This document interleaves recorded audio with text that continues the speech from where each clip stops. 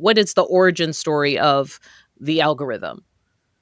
Yeah, the algorithm is a personal recommendation system that distributes videos based on how their content is classified, based on how users are classified, and then they pair that information. So what you're talking about with Who Wants to Hear It? Right. But there's also an imagined thing intermediary, right? There is, as an influencer, I don't just talk directly to my audience as a broadcast journalist might talk to, the perceived people watching the TV. I'm also talking to the algorithm, which is actually going to govern how my content is being distributed, and which is why I feel like I have to employ extra linguistic techniques or intonations so part of that is this is the vehicle by which ideas and videos can even spread. So let's talk about that in real practice. In radio, if we're going by medium, I wouldn't want dead air because somewhere somebody's would flick a switch because they thought it was dead air. So I would make sure to always be talking no matter what. I also might talk a little bit slower because the perception is who knows who's listening. They could have all kinds of understanding of English. There's also a thing about accents. For the longest time in broadcast, people changed their names, and also the idea was to have a very neutral, kind of regionless accent. And some of these things I have naturally, but some of these things I think obviously I was a little bit selected over time for having them. And it feels like the new medium is social media, and the new world of broadcasters are doing the same. There's ways that they've adapted that reflect, I guess, being rewarded in the new system. Yeah, some things are quite similar. You still need to kind of speak in a more homogenous, bland accent so that more people can understand you. And I've interviewed a lot of creators who feel like they have to compress their speech into more stereotypically American sounding or stereotypically British sounding speech. And then even within that, maybe not consciously, but they're also selecting for their different influencer accents, whether they're an educational influencer or a lifestyle influencer or what have you. Another thing that's different, though, is more commodification of attention. The cultural logic of social media is we are actively grabbing your attention right now. And this is different than long form video even. It's short form video, this vertical rectangle filling up your entire screen, taking up the totality of your consciousness. You're trained to know that there's another dopamine hit right below my video if you want to keep scrolling. So I need to make sure you don't even remember that dopamine hit. I need to make sure I have you at all times. And that involves talking fast and stressing more words and using more uptalk and putting something in the background so that you can be engaged by it. All of this kind of comes into play, and it's a more deliberately active attempt to grab your attention. Okay. So for me, television, it's much more. Good morning, everyone. This is CNN This Morning, and today we're going to be talking. And here's where we start, and that's because Congress is, and sometimes I even joke around with my kids. They'll be like, "Oh, mommy, can you tell me something in the news?" And I find I can code switch into it, right?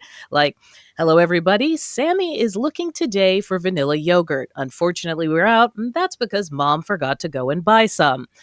And I didn't realize it until I was reading your book that up and down is its own version of an accent. And what you're saying is online, there are many versions of that. Absolutely. You're good at these. I'm sure you'd be good at the online one too, but No, there's I'm like terrible. That's actually what this is all about. This entire interview is me trying to figure out why I can't crack social because I don't know the yeah, accent. there Okay, are so different just tell me intonations some. you have to Yeah. learn. There's like well, it depends on what audience you're talking to, right? The fact that I'm what I call an educational influencer, I'm stressing more words in a kind of a nerdy way to keep you watching my video, and I'm talking quickly.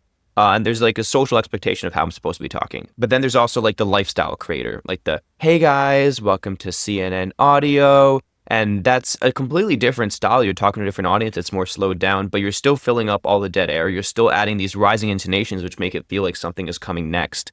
And you're still code switching into it. Like none of us actually talk like this in real life. Can you talk about, is there a word that you had a lot of fun tracing its modern history? Like some phrase we use online or in real life, I guess, that came from the world online. Well, I mean, so much. I start the book with those examples of censorship avoidant speech. That's traditionally what's called algo speak. But the So argument is, censorship avoidance speech, okay? yeah, Which I like guess we all unalive. do to some extent. I mean, Yeah. we've always been doing this, and unalive is a euphemism for death, and we've always been euphemizing death because we're all terrified of it. The word segs as a euphemism for sex is kind of like in 1948, the American author Norman Mailer tried to publish his book, The Naked and the Dead, and his publishers told him use the F word way too many times. So he replaces like all these instances of the F word with the word fug with a G. And this to me Hmm. is the exact same thing as segs. It's like you have a medium which is preventing you from talking a certain way. You find a way to reroute around it, and now we all really understand what's still going on, right? So I noticed that with young women trying to talk about the issue of sexual assault, essay. and it'll be referred to as SA over and over again. And it took me a while to sort of figure it out. I just use the context clues like everyone else, but now I kind of understand what you're saying, what we're Right, doing when that's we make literally those algo kinds of speak. yeah. Same thing with emojis, I guess. Totally. Yeah. There's like the eggplant instead of the penis. That's a classic one. But there's a lot of like stuff like this, the ninja emoji instead of the N word, or people will find ways to sort of create minced oaths or circumvent something through allusion to a visual similarity or something like that. Um, but yeah, that's only like kind of the tip of the iceberg of what I see as algo speak, right? I think it goes a lot deeper than that. I think algorithms are shaping every aspect of how we speak, from where words come from to how words spread to how quickly those words get there. And you know, you think about online words, the first things you're going to think about is like Riz and Skibbity and stuff like that. The classic. So I'm thinking about how President Trump and the way he speaks, his vocabulary is uniquely suited to this window of the internet, social media, how we interact. You've written about Trumpisms. Give me some Trumpisms.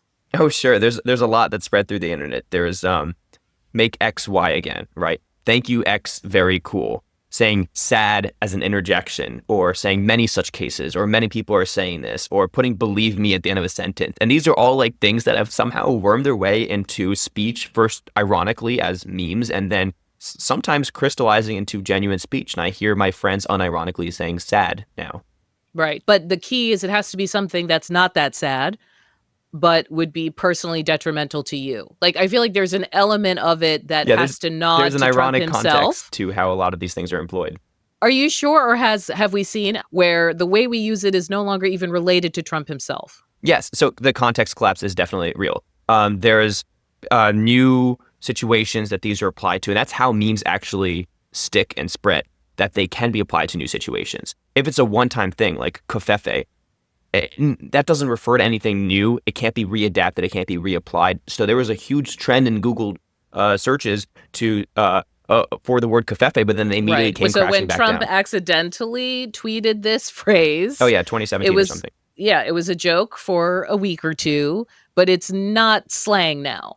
The way things really enter our language is that they have applicability. They can be applied to new contexts. Definitionally, that is how we use language, as a tool to apply to new contexts. So the stuff that sticks is going to be adaptable, and it's going to be something that evades context. So yeah, Evades context. Whoa. Sorry, my mind is blown because my whole work life, like everything is about like reminding people of the context, and maybe it's another way that I'm not totally suited to this phase of the internet. well, the context is always changing, and you're using it in correct contexts when you're using it. But you know, in social media and on the TV, and these are a different contexts, and language is used differently in these mediums. Um, Hey, etymology nerd said I'm using it right. Look at that. Look at as us. long Look as at we're us. talking and communicating, I think we're doing it right. You know, the other thing is, I wonder if that's why the Gavin Newsom counter tweets, Hmm. where they are tweeting in the style of Trump, are Yeah. catching the attention of everyone so intensely. So I guess one other thing to get to here is that I do think Trump is uniquely suited for the algorithmic medium, or the way he talks has always been to grab attention. He's trained in this from TV. He knows that about attention and its power, and especially in the social media age, you just outcompete another person's idea through virality, and you are now more represented on social media feeds than the other person. You are now claiming a bigger presence, which is more opportunities for your supporters to donate. It's more opportunities to change people's minds, all of that. And it doesn't matter if there's a counter message as long as you can outcompete the counter message. So fake news can spread if there's no response mechanism. And it's Meaning just, the phrase fake news yeah, can be popularized both, because the yeah. algorithm kind of carries it along, It's just and the media doesn't have a counter phrase to that. Yeah, it's who's shouting louder. And Trump's tweets literally feel like he's shouting, and Gavin Newsom sort of tapped into that. And there is something to capitalizing words in certain ways, or talking in unusual ways. It's been shown that Trump has a highly unique, distinctive speech style in a way that differentiates him from previous presidents. And this is actually very good for, let's say, generating comments, which pushes his speech further in the algorithm. And engagement is a metric that these platforms use to push videos and push tweets. So because Trump has a highly engaging manner of speaking, it actually is more suited for virality. And that's why his tweets kind of look like that. You have also started talking about AI itself and whether we are starting to adopt the language of AI. The reason why I wanted to talk about this is because AI basically is based on the mass theft of all the things we've said. You know what I mean? Like the large language model, it's our language when we say the large language model. And what is it about AI that makes it sound weird and kind of AI right now? Yeah, so AI is always going to have a flattened representation of reality. They can train on a bunch of stuff, but they won't understand language as it's actually used, and that means that there will be biased approximations. For example, we know that ChatGPT says the word delve at way higher rates than usual. We do? How do we know that? Like, what etymologist was like, let's figure that out? Like, there are help some me incredible understand. researchers at FSU who have been working on this for a few years now. Tommy Uzek and I forgot who else, but on a few angles, there have been researchers who have found that yes, the word delve in scientific abstracts has gone way up since ChatGPT came out. It's easy to say that just ChatGPT is using the word delve at higher rates than natural corpuses of English speech. But we now see that affecting our actual conversations, our But unscripted, why isn't that a spontaneous. sign that people aren't just cheating and using AI to write things? You know what I mean? Like, if that's the way the AI talks, and you guys know that because you've been studying like what it spits out. They are. Yeah, they're definitely using it to cheat. But now that when you read that text, you're not sure whether a human wrote it or an AI wrote it, and there's the evaluation that happens in your head of, is this English? Is this normal? Is different, and you use words based on their availability. We have now evidence. 2 studies have come out this summer showing that the spontaneous, unscripted conversations we're having also have higher rates of the word delve. This is when there is no like possible AI use that could be occurring, like live podcast conversations or recorded conversations. If I'm talking right now, maybe I'm using the word delve at higher rates. Obviously, I'm using it because I'm pointing it out. But yeah, and I'd be using it because #public media, that's the kind of word we would use. But it's interesting because it's a word that conveys authority. Yeah. Well, I think ChatGPT is trained to sound sycophantic and authoritative at the same time. So quite the combo. Yeah, well, that's what it's doing. It sounds like it knows what it's talking about, but it also is personalizing to you. It'll like mirror what you're saying as well. It's definitely not spitting out English as it naturally occurs. And nor does it actually have context. And context, again, is the final thing. It's the most important thing. We are contextual beings. We understand things in light of their environments and their backgrounds. But ChatGPT does not. And if you ask ChatGPT to talk in African American English, it'll sound very weird because it's not meant to. It doesn't have the context. And maybe it'll correctly replicate some things. Oftentimes it will not.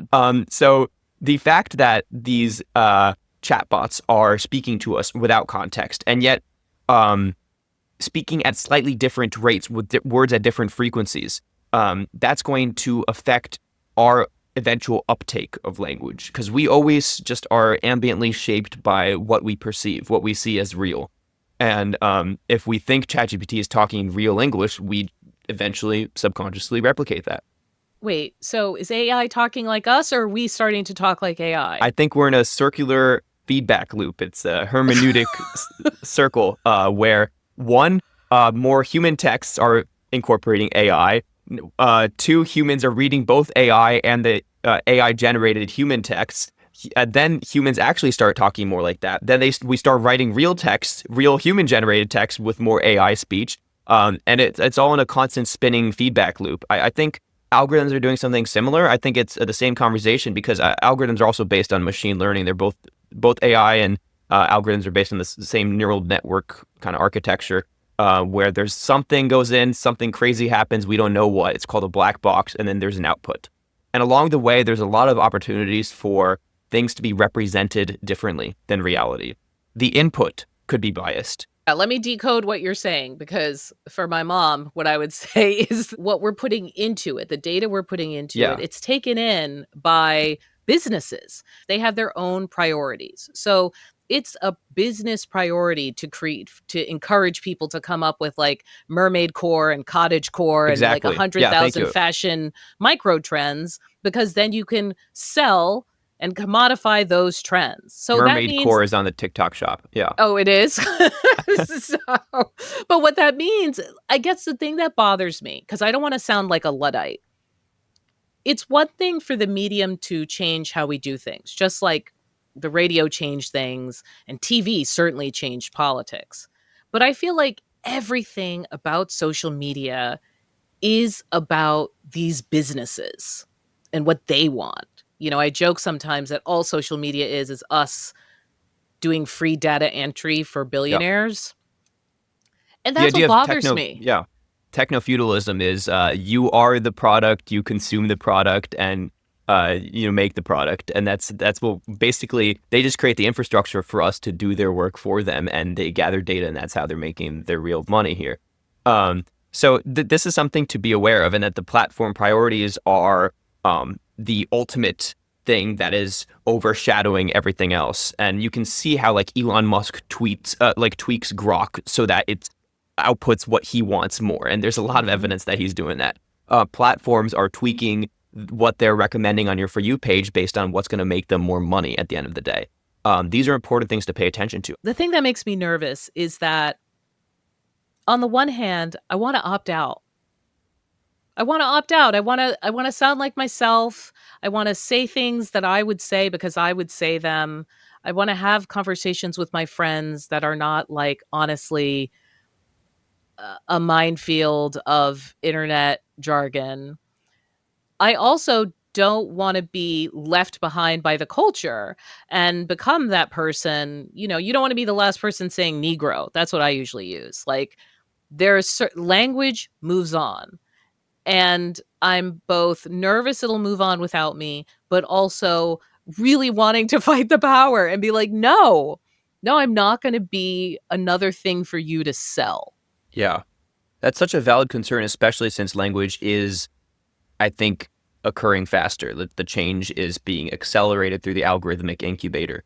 But I do think it is important to be somewhat aware because as the whole point of this book and what we're talking about right now is that the changes you can observe happening are actually indicators of where our culture is going, who has power in our culture, who's influencing our thoughts right now. And even if you're not on TikTok, if you're in a bar with your friends, the song that comes on is going to be a TikTok song. Yeah. The words your friends are using are going to be TikTok words. So if you want to understand why that song came on or why those words are being used, you have to conscientiously engage. But the key is to be conscientious with it. Detach a little bit when you're looking at social media. Consider, why am I getting this video that I'm getting? And you can still enjoy the video, but do it with a consciousness of what's occurring instead of falling victim to the algorithmic gaze where you just let things happen and don't process why they're happening.